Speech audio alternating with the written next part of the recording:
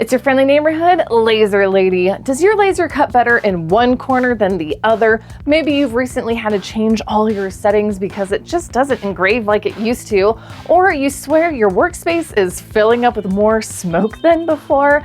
Well, let's tackle some maintenance and troubleshooting for both diode and CO2 style lasers, so your laser is always running at peak efficiency. I'm going to be breaking this down into what we should be doing daily, or at least more often, as well as monthly and onwards. Let's dive in.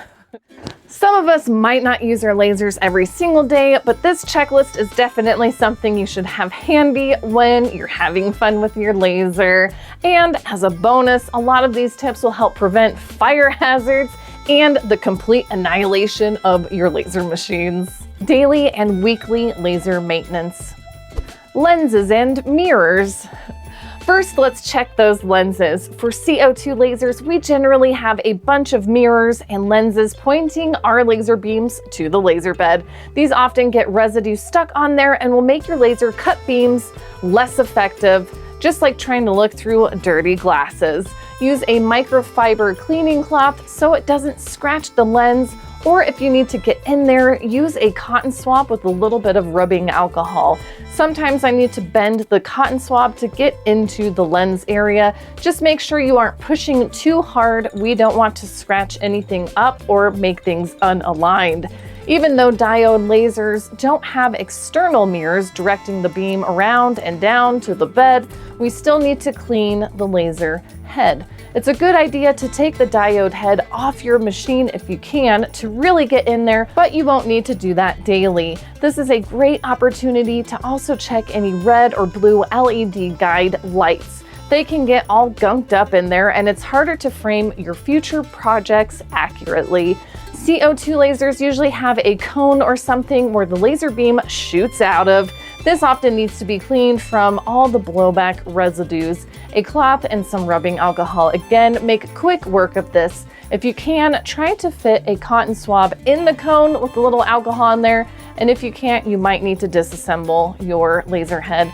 There is a lens on the very end of the CO2 tube itself. If your laser is more open, you can access this a lot easier. It's worth the time it takes to remove the case around the tube to clean that every few months or at least once a year. Make sure you don't move where the tube is, or you will need to focus your mirrors, which we'll talk about soon enough. Now that all the mirrors and heads are cleaned, let's check the rails. Rails and gantry. There's a reason why when something is working out, we say things like a well-oiled machine, and that's what we want for our lasers. It's important to check your rails often. If there's a little piece of debris on your X-axis, it will show up in your engravings and cut lines as a little bloop where it should be evenly across. If you get some debris in your Y-axis, it can stunt the engravings by not being able to move up or down, or just jumping over it, skipping engrave lines, or not cutting through your material completely. Cleaning them off is easy. An old shirt turned into a cleaning rag or paper towel helps to clear off any goopy, gross bits. But now we need to re-lubricate them. The main thing to look out for here is using the right kind of lubricant. We don't want a sticky one that will attract soot and little bits, making us clean more and more often, or one that dries out and gets gummy, because that will inhibit movement and attract buildup. WD-40 will clean your rails, but with the ongoing friction of the gantry movement, it will get sticky and dirty pretty quick. Go for it if that's all you've got, but upgrade when you get a chance. So what we do want is a lubricant made for machines with moving parts, and grease is generally recommended. Teflon or PTFE grease does good with machines that get hot, so you might have some around if you have lots of power tools. I have some lithium grease. It's commonly known as white grease. It's durable, it doesn't come up that easily, and it resists high temperatures as well. Dab on just a little bit and make sure you distribute it evenly. Wipe off any extra globs. Laser honeycomb or knife bed. Honeycomb beds are more of a pain to clean. I like spraying them down with some mean green degreaser, let that sit a little bit, and rinsing it off. If the weather was nicer, I'd hose it down with a jet stream from a hose. If yours is really bad, consider taking it to a car wash and using their power washer, or if you already have a power washer, here's a great reason to use it. Try to remove as many of the little bits stuck in there as possible. They just turn into little pieces of charcoal, and a laser makes an awful campfire. Laser knife beds clean up even easier. Some steel wool and degreaser will make these not so sticky and clean up real quick. While we have the beds out of the way, it's time to clean what I call the graveyard. Lots of types of laser machines have trays you can pull out to make cleaning easier, but you can't go wrong with a vacuum. A handheld one would be extra convenient here. It's nice visiting all these little pieces that fell through. I usually find things I thought were lost forever. While all this is out of the way, it's worth it to wipe down the surfaces and fans. If your fans are really gross, go at them with a little pipe cleaner and a vacuum. Weekly visual inspection.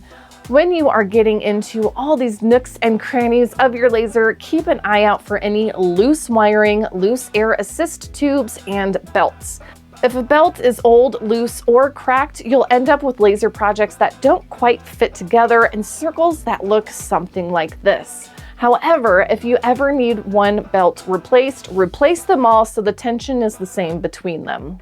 Give a bit of a wipe down to the outside and lid of the laser. If your laser has a camera, make sure that is clear so you can see your projects better in your laser programs. Here's the thing, when you use your laser a lot, there are a lot of things that can go wrong if we don't stay on top of them. Next, let's go over some things to keep an eye on every few months or so. Monthly and periodical laser maintenance, air assist and exhaust system. Whenever you are making amazing things with your laser, we are depositing a ton of wood resins and acrylic dust and all sorts of gunk into the air. That's why having an air assist and exhaust system is crucial. But that also means that your exhaust system is getting all sorts of gross. It's a good idea to take off and clean out your exhaust tubes every few months. You can shove a vacuum up in there or do what I do, which is a bit of a combination of using one of these vent cleaner brushes and a vacuum. If you have a filter unit, check those filters. Too much residue and it won't be sucking out the fumes as it should, and could be the reason why any smoke works its way back into your workspace. It's all about the flow, baby. Inspect your air pumps and make sure they aren't covered with pet hairs or junk that will impede the air flow. Make sure the tubes are all snugly where they need to be and also not clogged with anything. Alignment and troubleshooting. Have you ever tried to laser something big or a whole bunch of some things and only some of them cut out or only one side of it cut out? Here's how to troubleshoot this common problem. First, make sure it's not just the material. If your material wobbles around on a flat surface, it's probably just the material. You can't focus the same in one corner as the other, so things are gonna go haywire. Maybe just stick to smaller projects for that material. Now, if your material is flat, then check the bed. Honeycomb and knife beds can warp and get bent over time. Using some sort of an object as a depth reference, like a coin or a block like dice, check each corner of your bed as well as random spots in the middle. If one side is higher or lower, you might just want to get a new bed. But if your bed doesn't seem to be bent, you might have a misaligned or bent gantry. Fixing this will depend on the exact type of laser you have. In most cases, you'll be able to find out how to fix this on their website or in your user manual. And if it's none of those and you have a CO2 laser, then aligning the freaking laser mirrors. This is the worst part about CO2 lasers. These mirrors have to point just right to go from the laser tube down the y-axis over to the x-axis and down the final focusing lens into your laser bed. If one of these gets wonky, the whole thing goes to heck in a heck basket.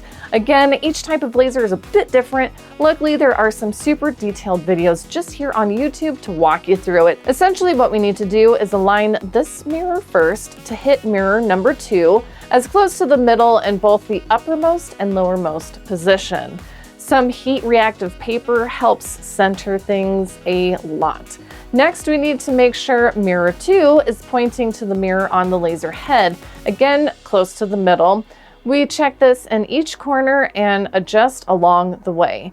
This last mirror needs to be tested to make sure it is pointing down into the lens, in the cone, or whatever you have. If it is getting clipped, you will have drastically less power, and it is likely why you won't cut well in one section over another. Now we can do some testing with materials and should have the same results for cutting in each corner. If you're still having a problem with a diode laser, your diode head might be askew, especially on machines where you can replace the laser head with other modules. Double check to make sure you have the thing perfectly screwed back in place. If it is ever so slightly sideways, your cut lines might be at an angle and you'll find you need a higher power to cut. Change your cooling water. Every few months, change out your CO2 cooling water. I don't have the whole refrigerated water system thing, I just have a bucket. If you feel your laser is losing some power randomly when cutting or engraving, your water might be getting slimy. Natural bacteria and crap in the air will get into your cooling system, aka bucket of water, and will get it all goopy. The CO2 beams are passing through this goop and lessening its power. Make sure you are using distilled water. I have very hard water where I live, and this is the fastest way to build up calcium in your water tubes and laser tube. Not good. And as a hot tip, if you have a Walmart nearby, the distilled water in the baby section is a little bit cheaper than the distilled water in the water section. A penny saved is a penny earned. Lucky for diode laser users, you don't have to worry about this, so pat yourself on the back. Check updates. One thing that often goes overlooked is updates. Updates to your firmware or even software should be checked on from time to time. A firmware update made the We Create Lumos now engrave bilaterally instead of just from right to left. And a recent update to the software made it so you can see the entire length of the slider attachment. You never know what you're going to miss out on unless you check. To a lot of us, there are some strange and unknown parts to a laser, but luckily the more you use it, the more familiar you get. And the more familiar you get, the more lasers you'll get. If you're like me, even though you have a perfectly good working CO2 laser in the office and in the garage, and there's that old one that still technically works so you can't get rid of it, and there's that diode laser with the interchangeable heads, and the portable laser with the diode laser and infrared laser all in one, and then there's this giant laser that I haven't even set up yet. All right, I think I'm just talking about myself here, but I do love lasers and I hope that you do too. Let me know what you do to maintain your laser in the comments. Of course, subscribe for more laser tips and laser business advice. In fact, I've just reworked my Patreon, so if you'd like to take this laser hobby of yours to a place where it's making you some serious money, I'd love to see you over there. Thank you so much for watching and happy crafting!